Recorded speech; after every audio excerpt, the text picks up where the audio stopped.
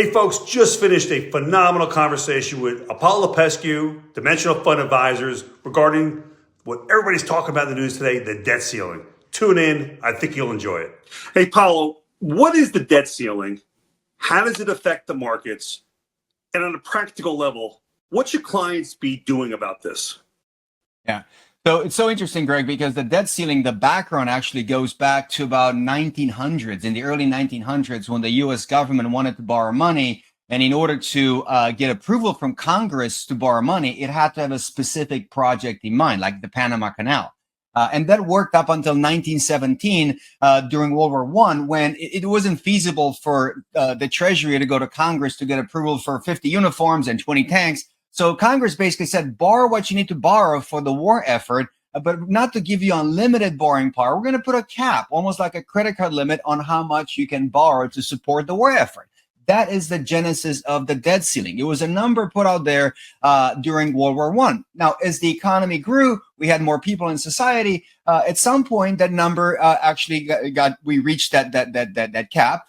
So Congress had to actually assign a new number, which is, again, it's a made up number that's higher than the one before to allow the Treasury to borrow more money. And to put some context, Greg, since World War II, there were roughly about 100 times when the U.S. government raised the debt ceiling. So for the longest time, it was neither unusual nor unprecedented to raise the debt ceiling. We just simply got more people. The economy got bigger. We raised it. It was a formality. Now, about 10, 20 years ago, some politicians realized that, hey, perhaps we can attach our priorities to this issue. And even though they're not related directly, perhaps we can hold this issue hostage. And unless we get what we want, we're not going to vote to raise the debt limit. The last time there was a big brouhaha about this was in 2011. And at that time, actually, the federal government lost its highest credit rating because people didn't like how much politicians were playing with this issue, which used to be a formality, and all of a sudden it became a political hot potato.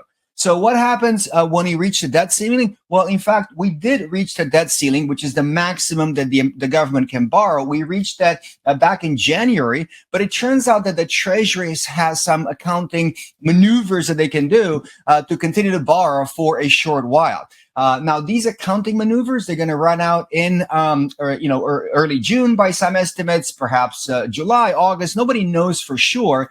But what it seems pretty imminent, there'll be a day when, even when these accounting maneuvers are exhausted, after that day, in fact, we're going to have a moment when the Treasury owes $1 more that it has available to pay.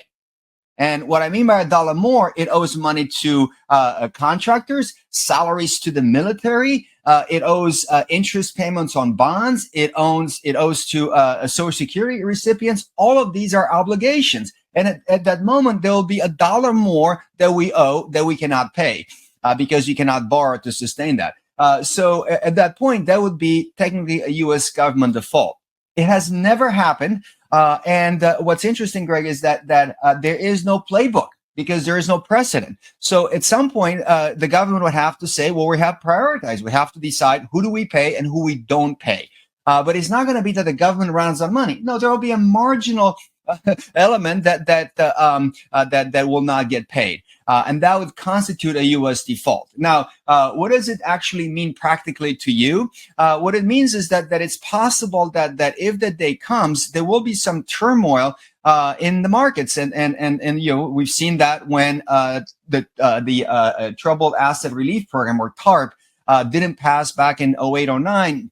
That the market didn't expect that this is going to happen. All of a sudden, we saw a big drop. But then the next day they got their act together, they passed it, and the market rebounded. So it's possible that we might see this volatility. But Greg, we are big believers in market prices, and market prices send very powerful signals, not only onto what might happen, but what is the likelihood, what is the chance of that happening. So it's possible that we might hit the default. It's possible that we might not. So how do you see this reflected in prices? Well, it turns out that the U.S. government borrows money through bonds, and anybody who borrows money has to pay an interest rate that is commensurate to the risk associated with not getting their money back, the lenders not getting their money back.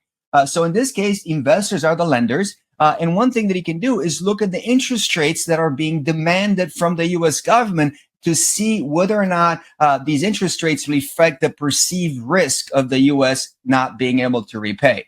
And to give a quick analogy, back in '08, we talked about '08, the Greeks got in trouble at the beginning of the year. Both the Greek and the German bonds were paying roughly about 4% in interest in '08. By mid-year, when news came out that the Greeks might not be able to repay their bonds, the interest rate on those bonds, the yields start going up. By the end of the year, it went from 4% to over 50%, whereas the German bonds ended down to 1%. So, the markets do reflect these expectations. And right now, we are not really seeing that.